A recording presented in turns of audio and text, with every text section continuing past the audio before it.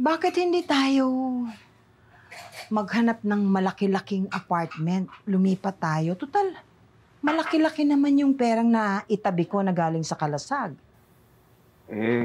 Kung lilipat ho kasi tayo sa mas maganda, baka hingan tayo ng ID. Saka marami pang itanong sa atin. Ayos na ho dito.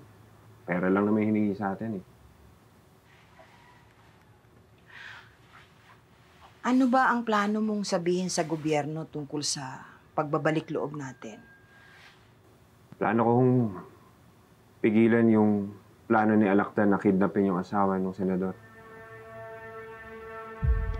Yun lang ho kasi naiisip kong paraan para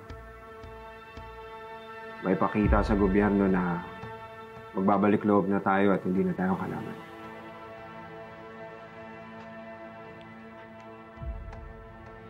Leon, hindi ba mo pangalib ito? Kaya nga hindi na kayo sasama.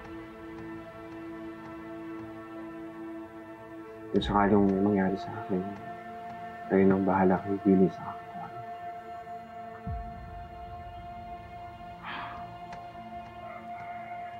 Alam ko, hindi mo ginagawa ito para lang sa kalayaan natin. Para rin ito kay Christy. Ganun mo talaga siya kamahal? Payag kang isukal ang buhay mo para sa kanya? Kausa, kasal man kami sa bandila ng kalasag. Pero sa puso't isipan ko po, asawa ko ang turing ko sa kanya. Kaya gagawin ko ang lahat para makasama siya. Pati na magiging anak namin. Pati na rin ho si Billy.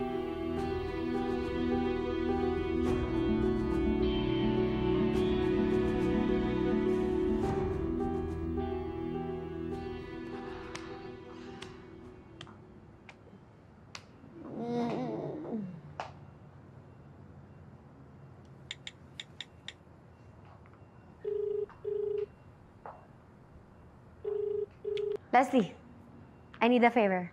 Ano ba yun, girl? Nasa work ako eh. Kasi sabi kasi sa akin ni Jordan, mamaya pa daw niya ako dadalawin. Hindi na ako makapag-antay. Pwede mo bang sabihin sa kanya na pumunta na siya dito sa bahay? Pero syempre, wag mo sasabihin na inutusan kita, di ba? Just, remind him na medyo sensitive yung pagbubuntis ko and he should be checking on me. Nako, girl. Huwag ka na umasa. What do you mean? Nandito kanina si number 1. Sino nung si Jordan? Pupunta daw sila ng hospital para magpa-check up. Ano? Inunan niya pa yung babaeng yon? Sabi ko naman sa'yo, di ba? Mas matibay ba sa pader yung dalawang yun eh? Hindi sila basta-basta matitibag. Kaya kung ako sa'yo, huwag ka nang umasa para di ka matismaya. I should be the one who's supposed to be carrying his baby, hindi yung malanding Christy na yun na nagpabuntis sa ibang lalaki. Well, I can't just wait here at hayaan na binabaliwala ako ni Jordan. What can you do about it? Di ba you're supposed to be on bed rest? Basta, ako nang bahala. Ako nang gagawa ng paraan para hindi maipit niya si Jordan sa aming dalawa. I will put Christy in her place at papatunayan ko sa kanya na ako talaga ang mas may karapatan kay Jordan.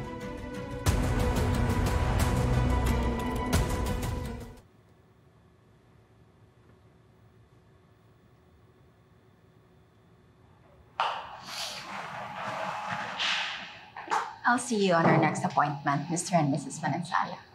Okay po. Thank you, Doc. I'll go ahead. Sige po. Babe, di ba bukas pa naman yung event niyo?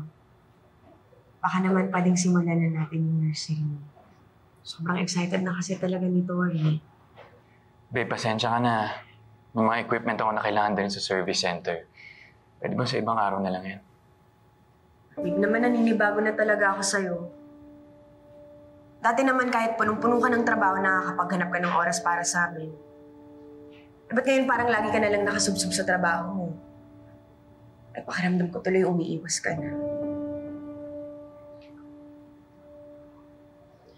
Babe, come on, you can be honest with me. Is everything okay? Ano bang problema? Sasabi mo naman sa akin, tayo ba yung may problema? Ano, babe? Anong ginagawa mo dito? Shy, Sinustok mo ba kami? Hindi ko kayo ni-stalk. Tsaka huwag kang mag-alala, wala rin akong plano makipag-away sa'yo. Nandito ako dahil meron akong pregnancy cramps. And I need to make sure that my baby is okay. please don't make a scene here. Buntis ka? Hindi pa ba sinasabi sa'yo ni Jordan? Yes, I'm pregnant. 2 months na actually. At si Jordan ang tatay ng bata.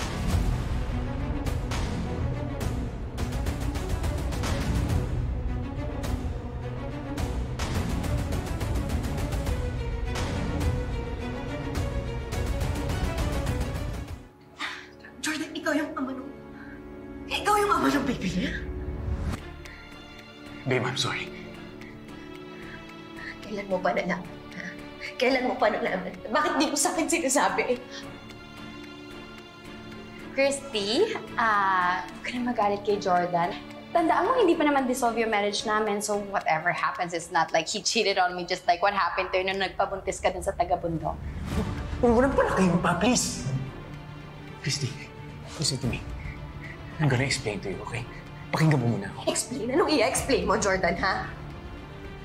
Kasi napakalinaw na ng lahat, kaya pala sobrang layo mo, sobrang distant mo. Kasi may tinatago ka eh. Tinatago ka.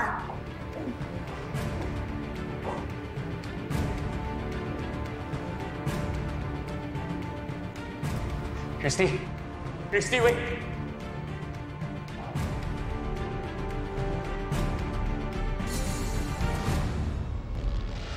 Maselan yung pagbubuntis ko, so baka pwedeng samahan mo kung mas kailangan naman kita.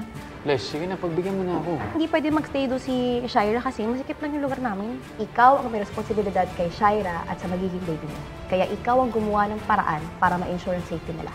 Hi, Christy! Yung baby namin ni Jordan, hindi mo ba kakamustahin? Bakit mo dinala si Shaira dito?